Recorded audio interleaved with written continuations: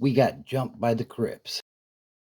Welcome back to Broken Bobby's transformation page. In the late 80s, I became involved with drugs and would eventually become part of that lifestyle of trafficking, addiction, and violence. Over the next 20 years, I would be in and out of jail and prison. If you're thinking about trying something or you're dealing with addiction, your life don't need to go down the same path mine did. I hurt a lot of people, both physically and emotionally. These are my stories of how I transformed my life, and you can too. All right, guys, as you can see by the title and the thumbnail, we got jumped by the crips. So, how could this happen, you might say? Well, before we get into it, if you're new to the channel, be sure to subscribe. Hit that like button, drop a comment, share the video. It really helps to grow the channel and get the message out. Also, hit that notification bell so that anytime I drop a new video or I go live, you will be notified and you can check it out when you're ready. And join the channel and become a member. That's the best way to support the channel. If somebody asked me how you do that, if I'm on a live down by the bar at the bottom where you would type in your comment, next to it there is a little box. If you click on that box, you can do like a super chat or you can join the channel. So that's the best way I can describe how to do that. Hopefully that helps for those of you that were asking. Okay, so with this one, we're going to go way back. Like I was probably about 15, and I had went to a house party. And back, in those, this is like maybe 1990, right? So there's no cell phones. A lot of us had beepers. And so, like, you couldn't call anybody with that thing. You could just get a beep and call somebody back. And, uh, a lot of stuff was done with pay phones and stuff, or house phones. But on this particular night, we were at a party up in the kind of the San Bernardino High School area of San Bernardino. And, we're all kicking it, having a good time, having some drinks, smoking a little bit of the green stuff.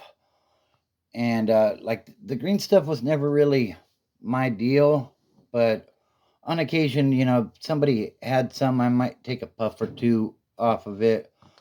And, eventually it got late and the party was breaking up, and I stayed down on 10th Street, as did a couple of other homies that I was walking with.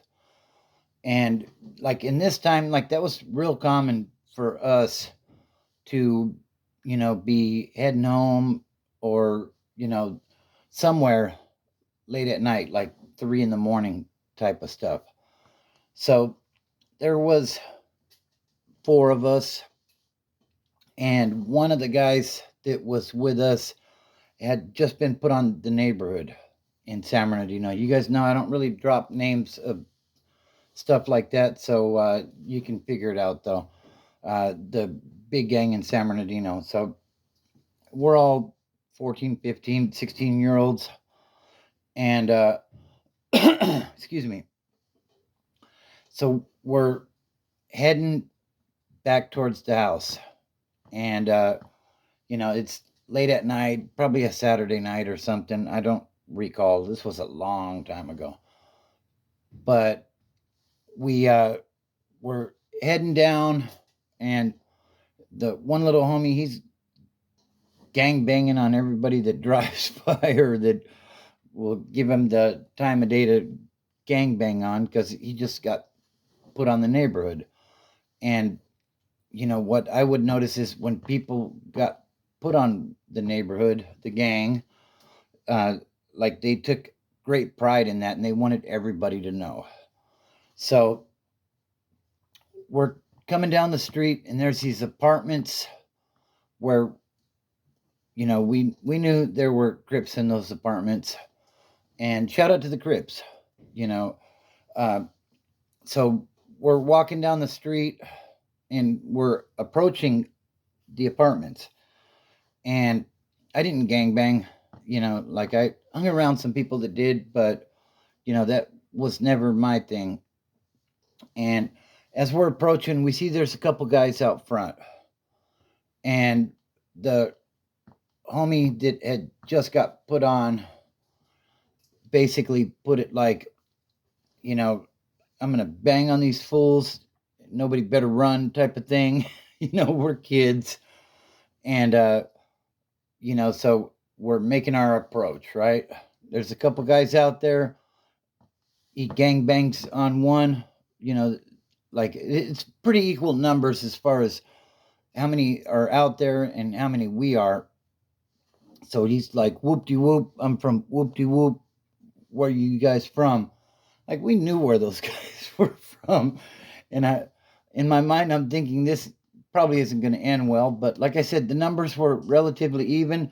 So, you know, screw it, let's do it type of thing. So basically, they didn't even answer, like it was on, right on site. Little 4-on-4 melee going on. And, I'm slightly impaired, as we all are. I don't know what their deal was, but they were gang banging too. And, in the course of the little melee cracking off, uh, it's just fist at this point, as far as I could tell. I mean, in those situations, so things happen so fast, like you can't really tell. As long as nothing's popping, everything's pretty good for the most part. Well, I hear a whistle in in the midst of all of this, and some more people come out from within the apartment complex. Okay, so I don't know how many came out, but their number at least doubled. And somewhere in the mix of all of this, I felt like we were holding our own. They were holding their own. Like it wasn't really anybody getting smashed or anything. But that whistle came, and more heads came out. And somewhere in amongst all this chaos, one of them had a bat. And this is where it got ugly for me. But I'm gonna give it to you guys real, and you know, there ain't no need to BS on this stuff. Well, the bat ended up finding the back of my head, and basically I would end up with like 33 stitches in the back of my head, and I would wake up about a week later in Loma Linda. Okay, so when I wake up, my mom's there. She's a mess. My dad's there. Some other family members are there. And, one thing I will say is, though, none of the homies were there. And this isn't necessarily like an anti gang type message with this, but like I could have easily lost my life in that situation. What I would hear later is the homie that had just been put on, uh, one of his homeboys came looking for him, and in the process stumbled across the situation that was going on.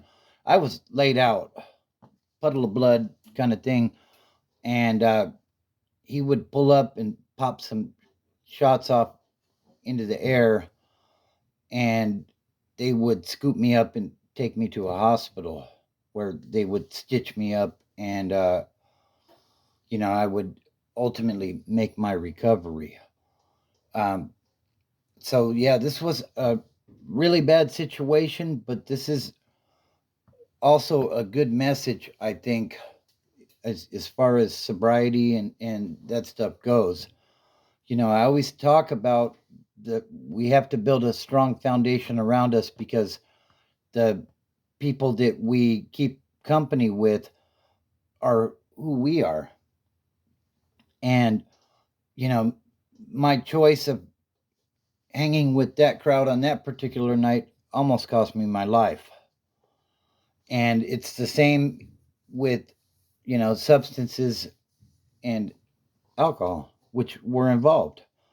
You know, if we're keeping company with folks like this, then chances are something bad could end up happening due to the company that we keep. So, that's kind of my message for the day. The company we keep has a lot to do with, who we are. So, if you're looking to make a change in life and, you know, find sobriety basically, or just a better way of life, gang banging, whatever, then, it's a great day to get started.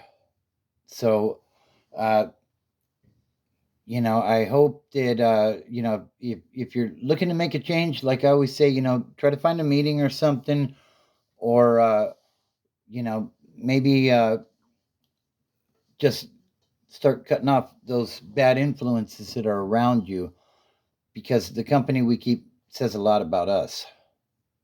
So, uh, anyways, family, fitness, and freedom are the things that help me to change my life and have a much better life in general.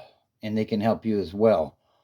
Uh, it's just one day at a time. That's all we can do.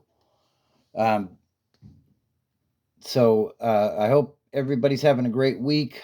Weekend is going to be here shortly, and I'll be back on live hopefully Saturday night around 10 o'clock Cali time.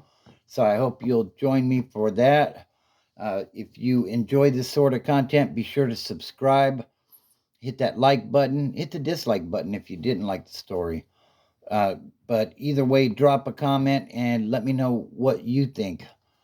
Uh, Also, hit that notification bell so that anytime I go live, you will be notified and you can check out the video or jump on the live and share the video. It really helps to grow the channel. So, yeah, that's my message for the day. We are the company that we keep.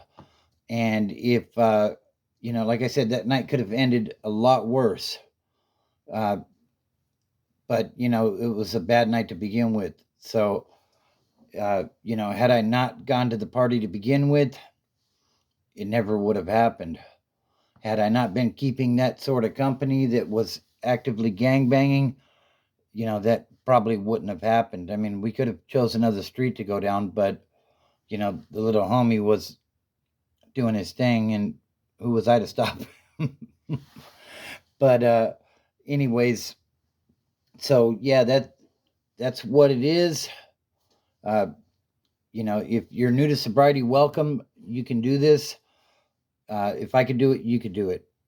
I if you would have told me 20 plus years ago that I would one day be sober and talking on YouTube, I would have thought you were crazy.